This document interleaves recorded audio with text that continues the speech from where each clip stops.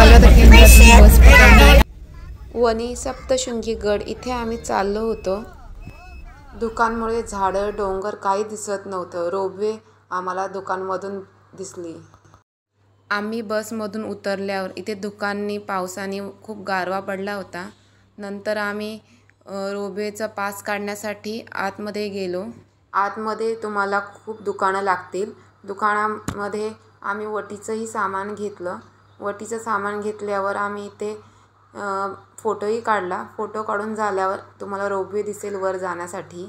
नंतर आमचीही रोपवे खाली आली. खाली आल्यावर आम्ही रोपवेमध्ये बसलो. रोपवे चालू झाली. चालू झाल्यावर बाहेरचं दृश्य तुम्हाला झाडे डोंगर धुकं दिसतील.